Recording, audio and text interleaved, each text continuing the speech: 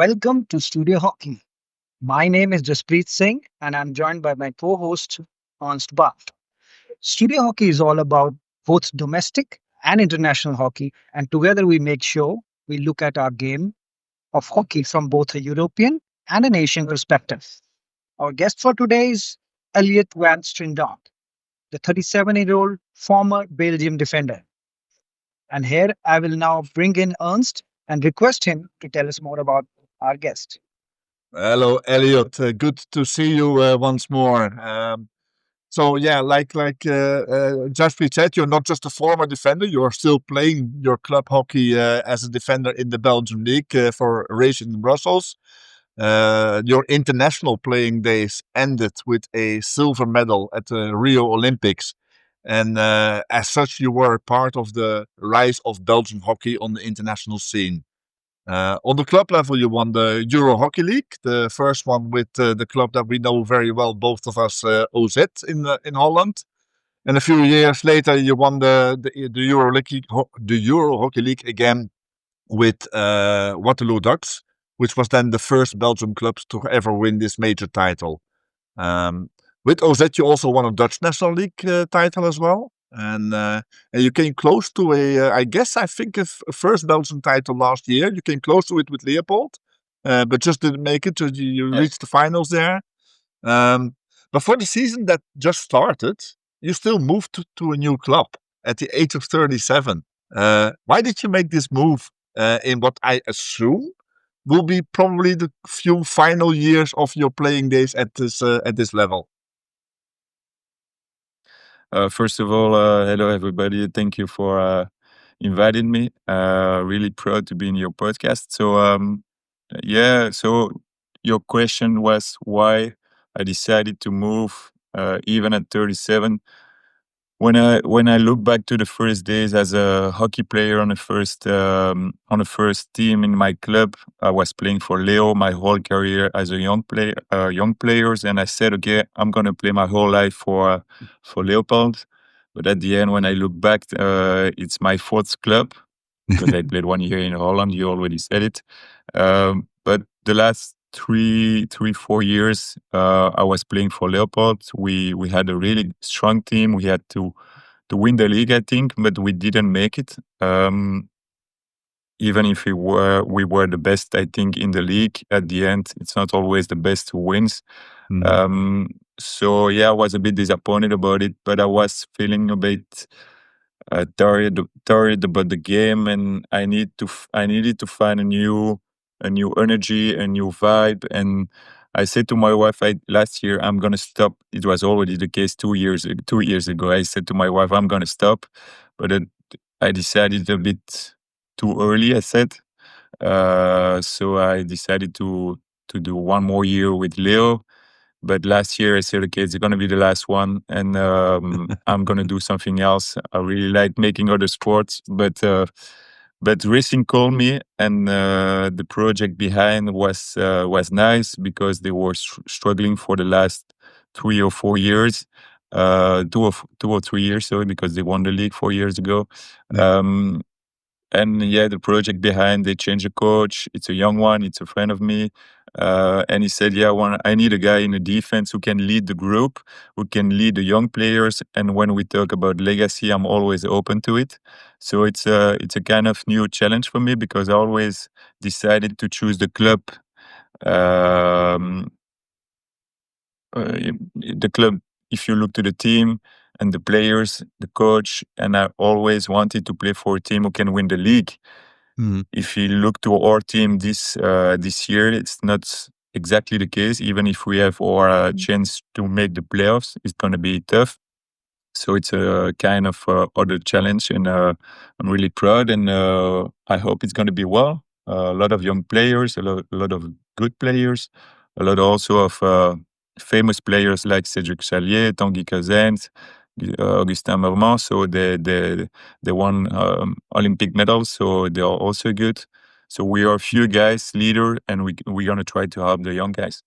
Yeah. Are you sure that it was not Marie, your wife, who said, I don't want you home yet, and you go and play at racing for a couple more years? it could be the case because she's from Antwerp, and you know the women from Antwerp are a bit more strict than in Brussels. But no, I think she wanted me. She really wanted that. Yeah, maybe I could stop, but at the end she said, "Okay, just do what you want." She always helped me and said, "I'm gonna follow you until the end." And I'm feeling well. Even at 37, I'm feeling even better physically and mentally than I Mhm. was like 6 or 7 years ago. I'm training almost like every day, sometimes 2 times. Fitness in the morning and hockey training in the evening. So I'm more focused about my physical and mental health now than in the past. And Mhm. I'm playing even sometimes better than in the past. It could be it could be special, but it's almost the case, I think. Yeah. Jaspreet. I was talking to Ernst before you joined in, and he told me that you come from a big hockey family. Of course, I would like to know more about that. Our viewers would like to know more about that. But also tell me about your journey from a childhood hockey player to becoming an Olympian and Olympic medalist, of course, in Rio. So if we look back to my young to the beginning of my career, so I'm coming from a big family in Belgium. The Van Strydonck family is a big and I think famous one in Belgium. A lot of a lot of my cousins are coming from Antwerp, but from everywhere around in Belgium, and so it was okay. It was sure I'm gonna play hockey. I was a big fan since the moment I was playing for Leo because I played for Leopold for my whole childhood career, and I said even I think it was like around 10 years old or even younger. And I said to my dad, yeah, I want to make it to the Olympics. And it was a bit, when you come from Belgium, you are like 9 years old and Belgium is struggling on an international level. And when you say it, it's like, yeah, I want to win 1,000 euros. It's going to be too difficult because Belgium was not good. And but I said I want to make it, so I was sleeping with my hockey stick. I was doing everything, playing with the whole teams in my club. So and yeah, the dream was to make it to the Olympics. And since the moment they created, because it was like a big part of my young career, the Belgian Federation decided to select the best young players from the the years 88. And we were a lot of good players, a lot of famous players who became famous, which like your son Ernst Sander, John, Jeffrey Tace, who made also the Olympics in London. So a lot of good guys. And since this moment, I was like training almost every summer. It was only hockey in my head, and I did everything to the national team. So I made like the whole level of we call it now B goal. So the best U 14, 16, 18, and 21. We became the first Belgium under 16 to win a European championship. So and we become stronger and stronger. Still the moment we created the best, I think the best generation of hockey player in Belgium. And since this moment, we know all the story, and we became famous. We won the silver medal at Rio, and then I stopped, and they won everything in gold. So I have everything in silver with the national team, but not in gold. Uh, but it was like an incredible experience. Yeah. At the given moment you chose, and that was not a common choice to make at that moment, especially for a guy from Brussels, French speaking. Uh, why did you make the move to the Dutch league a little over 10 years ago when you came to Oranje Zwart in Eindhoven? It was not an easy move because I'm kind of guy who, for example, my mom did everything for me. So I was like playing at Leo, being one of the best player there. I knew everything almost there. It was like my second home, and I said, okay, if I because I made it to London, but as a reserve player, so I didn't play. And I knew that if I wanted to make like a step forward in my career, I needed to change something, um, get out, get out of my comfort zone. So it was like, okay, I want to make it to the Dutch league, but which club? Because I was talking with Bloemendaal at this time and Oranje Zwart also. And I had a really strong discussion with. I'm a quite sensitive guy, so I like to feel people. I like to feel place and everything. And I was talking with, had a nice discussion with Michel Van den Heuvel, who was the coach from OZ at this time. And I said, okay, because Tom Bowen and Simon Gouniard were going to Bloemendaal, and I wanted to make the experience a bit alone, even if Thomas Brils was already playing there. And I said, okay, Rennes was going to be the best. The best team for me, and I think it was the case because in 2 years we won almost the fourth title we could win.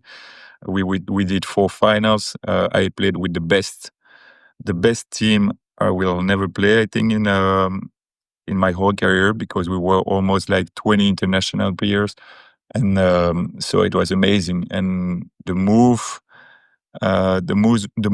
was perfect because if you look back after Rio, I came back to Leo and I felt better as a man, but as a hockey player too. And it was also to be a better player to play at the Olympic in Rio. I knew that Rio was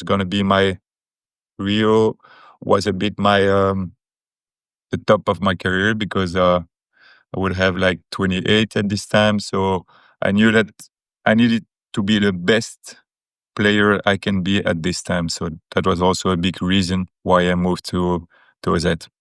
Yeah. Let's move the conversation a little bit to life outside of hockey. Because following Rio, you retired from international hockey. You won the silver medal in Rio, which was a big deal in Belgium, and it launched the big generation that you were a part of, but that continued.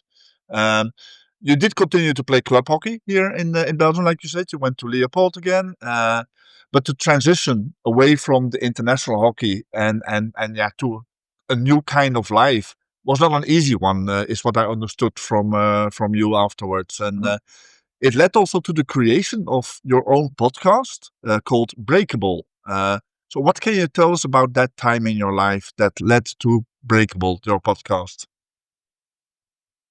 If we go back to the moment after Rio, so I was 28. I had one kid. I already have two now. So yeah, I was a dad. Um, and after Rio, I said to the coach, I said to Shane, just leave me 1 year to see how a classic life is, because people are thinking that being a high level athlete is always nice because they see the Olympic Games, World Cup, and everything, the medal and everything. But at the end, it's not so easy. It's a lot of sacrifices. Um, and I said to Shane, just leave me 1 year being like a classic man. So getting a computer, going to work at 8 in the morning, get back, going to the hockey club because I wanted to play on a club level and see how it goes. It was not so easy, to be honest, even to find a job in Belgium, because people they really like to talk to you because they watch, for example, the Olympic final. But the moment they have to choose between you, who has almost zero experience in the business world, we could say, and the guys who work, for example, for Deloitte and everything, who has almost 6 years of experiences, they're gonna choose these guys. So it was not easy to find one, but the moment I found one. Um, I started to understand more that it's going to be, how we can say, it's going to be it's going to be a difficult time of my in my life, I think, because I needed to find a new challenge. Because when you fight for your whole life for something which is really clear, going to the Olympic Games and trying to get a medal, so it's clear. But at the end, when you have to find a new goal to reach, it's quite difficult. It's not going to be so clear. Even getting money, it's not like a goal. And I really need to be passionate about what I do every day. And even now, I'm working in a corporate